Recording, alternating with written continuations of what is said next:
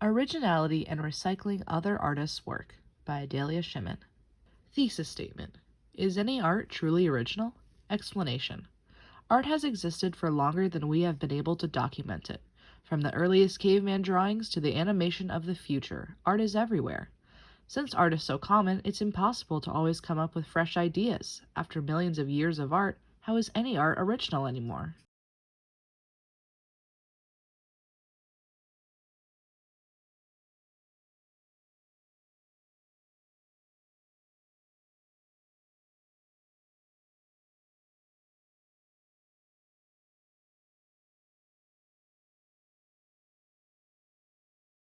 What even counts as art? What if the people who designed the building in this photo decided that their buildings were art? Does that mean that Joseph was just taking a photo of someone else's art? What even counts as art, and how can we categorize original versus stolen or copied? Does art have to be beautiful? Who's to say these buildings aren't art? They are sculptures after all. What is art? To even begin to discuss what it means to recycle art, we need to first define what counts and what doesn't count as art in the first place. For that, we need to look at different definitions of the word art.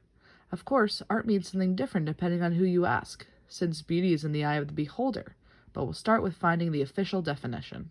Art definition. According to the Oxford Dictionary, there are two main definitions of the word art. The first one is the expression or application of human creative skill and imagination, typically in a visual form such as painting or sculpture, producing works to be appreciated primarily for their beauty or emotional power. This definition focuses more on the feelings of the artist. Art definition part 2. The other Oxford Dictionary definition is this: the various branches of creative activities such as painting, music, literature, and dance, the visual arts.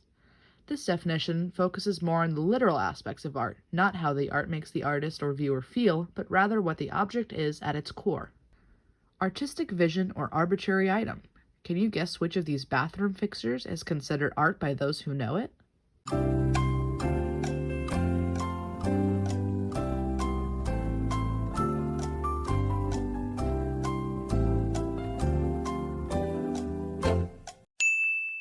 Fountain by Marcel Duchamp, 1917.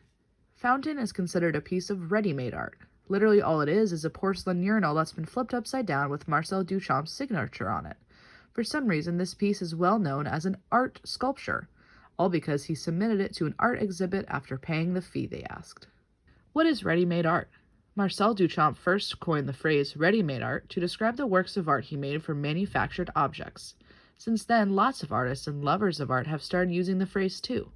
Fountain isn't the only ready-made art Duchamp has made. He also made this one titled Bicycle Wheel, which consists of a bicycle wheel and a wooden stool.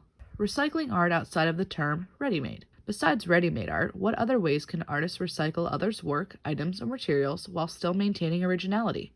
In a way, all art is made out of something manufactured.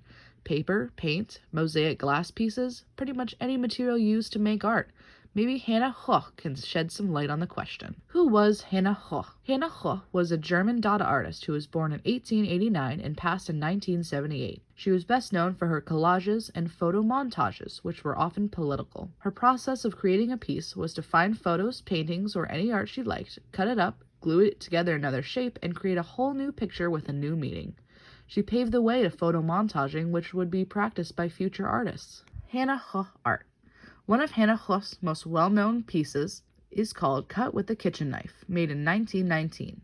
It's made up of cut-out bits of all the political images from magazines and newspapers, which spoke to her the most. This piece specifically seems to be about the gender battle of the time and lack of women's rights. We can see this as a metaphor in a lot of the clippings of this piece. More Hannah Höch art. For me personally, when I look at the Cut with a Knife piece, I have no question of its originality.